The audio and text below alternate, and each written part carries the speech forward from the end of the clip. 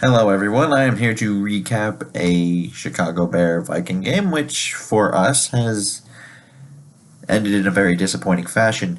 Minnesota lost 25-20, vaulting Chicago up to 7-3, and Minnesota falls to 5-4-1, and Chicago now has a pretty commanding lead over this division. And as far as the sorry about that. As far as the numbers go, Trubisky 20 of 31 for 165 yards, 5.3 average yards per attempt. One touchdown, two interceptions. He was sacked one time and had a quarterback rating of 61.9. Jordan Howard was their leading ball carrier with 18 carries for 63 yards for a 3.5-yard average. Mitchell Trubisky was kind of a nuisance on the ground. He carried it 10 times for 43 yards, 4.3 yards a carry.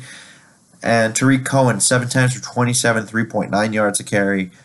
Taylor Gabriel carried twice for 17 yards for 8.5 yards a pop on average.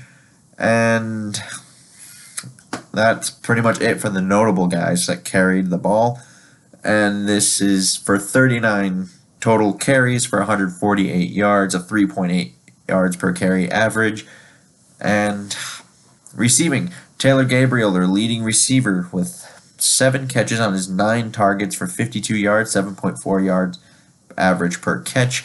Allen Robinson, 3 for 7 targets for 39 yards. Anthony Miller, 2 for 3 for 25 yards and a touchdown.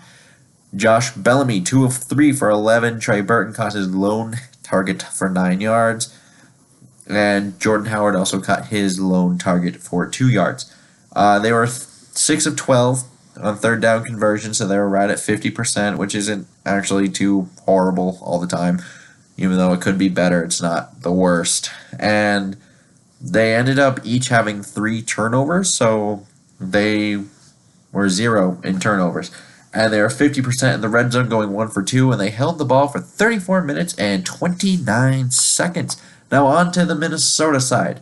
Kirk Cousins, 30 of 46 for 262 yards, 5.7 average yards per attempt, 2 touchdowns, 2 interceptions, was sacked twice, and had a quarterback rating of 76.5.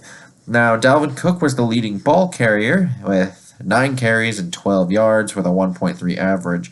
And Cousins carried it 1 time for 5 yards, and Murray 4 times for 5 yards for, again, 1.3 yards a carry. So 14 carries in total for 22 yards, 1.6 yards a carry, and the longest run of the day for Minnesota was 7 yards, and obviously there were no touchdowns on the ground. Now, receiving, Diggs, 13 of 18 targets were caught for 126 yards and a touchdown. Thielen, 7 of 12 for 66 yards. And Aldrick Robinson, 2 of 2 for 24 yards and a touch. Chad Beebe caught his lone target for 18 yards. Rudolph caught 2 of 5 for 13. Abdullah, his lone target for 10. Treadwell caught 1 of 3 for 7. And Cook caught all 3 of his targets, but for -2 yards, so not that helpful. And then Minnesota was 5 of 12 on third down, which is 42%. They were 2 of 5 in the red zone, which is 40%. Once again, the 0 turnover thing, and they were able to hold the ball for 25 minutes and 31 seconds. And now we get to the enjoyable part, where I get to talk about the actual game as opposed to numbers. And offensively, Kirk wasn't good today, but I will say the interior offensive line did him no favors. Akeem Hicks was in and out all he wanted today. That was a big problem, and I think we kind of knew this offensive line against that line that they have, that front 7, was going to be, problematic, and they really didn't have any answer for this, and it just kind of got worse as the game went on, and you couldn't run the ball. Your best option was short passing, which you then become one-dimensional because you can't run, and it's a problem. You become very predictable in this way. And I do think the tackles actually did well for the most part. I think obviously in run blocking that was a problem, but Khalil Mack, the main edge rusher, had 1 sack. Leonard Floyd didn't have a sack, so that's not bad. Mac did make Reef look foolish sometimes, but given how Mac has kind of done to other tackles and what we saw from Reef tonight, it could have been worse. It could have been a lot worse. And the main thing I come away with this from this game is we really need some guards.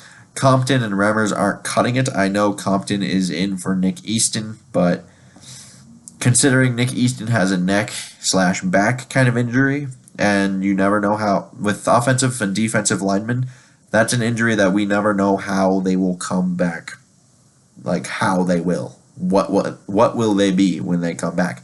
Because I do think last season in 2017, when Nick Easton was their starting left guard, I don't think it was necessarily optimal. And they saw some promise in him last season. So coming into this year, they were kind of thinking of along the lines of, well, he'll take another step. We'll go forward with this because he's young. It was his first year playing left guard, and he showed some promise, although he was at times not the best, and I would consider sometimes a liability with because he did commit a lot of holding penalties and would put him behind the eight ball a lot. And unless they were able to stay on schedule, they really couldn't score last year with Case Keenum. So at times he was kind of a liability with them, and they were kind of thinking, well, if he takes the next step, we're good to go. And he comes into training camp, had Elfline still recovering from surgery, and then he has to play center, and then he gets a herniated disc in his neck back area, and now we don't know what he's going to be. So I can't even say if he should be part of this, and he's in a contract year, which makes this more difficult. But I know Compton and Remmers don't cut it at all, and I can say right now I think O'Neal is a better right tackle than Mike Remmers was last year, at least in pass protection. And if we're going to be throwing all the time, O'Neal is a better option. So, but yeah, 22 yards rushing against a team that we have to compete with in order to not only make the playoffs, but to hopefully win this division, either hopefully this year, having serious doubts about this year right now, but even in the future, you have to compete with this team. This team is young. Green Bay is kind of, who knows what's going on with Green Bay right now with, Mike McCarthy and Aaron Rodgers. But yeah, Remmers and Compton not cutting it, and they need to start focusing on this guard position, like seriously. They always run it right up the middle on third and short. It doesn't work all that often. And the one common theme through the Zimmer era is we ignore this offensive line. They need to start taking this seriously, and I'm hoping this is a game they look at and say, yeah, that's why we need that. And I know a lot of people are going to blame Kirk Cousins on the pick six, and that's what lost us the game. I actually don't think that's what lost us the game. And what I mean by that is there were multiple chances before this game. The defense got 3 turnovers, and before that pick six, they were up 14-6. So they had chances. They had chances to potentially move the ball and score and get back into the game. And they just never did. So although the pick six obviously didn't help, it certainly isn't the thing that killed us. What killed us is we would get turnovers and not capitalize on the turnovers. And then defensively, I didn't think they played terribly. I actually thought they played pretty well for the most part. They caused turnovers and they kept them to 3.8 yards a carry. I know the total yards is a lot, but the 3.8 yards a carry is pretty good to take away from that. And because what we saw last year with Minnesota was they weren't even the best running team on average. I think they only averaged 3.9 yards a carry last year, but they were 7th in rushing because they did it a lot more than other teams. And in this case, we kind of saw a similar thing, at least in terms of what the numbers say.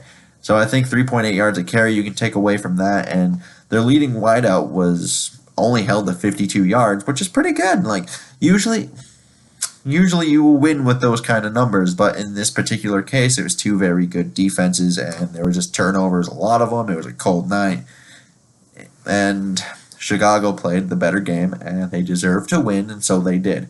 And all credit goes to them. I don't want to do that whole, if we didn't do this and this and this, and it's like, no, they beat us pretty easily for most of the game, and all hats off to them. And I would like to know what you guys think in the comments section down below. And until next time, I bid y'all adieu.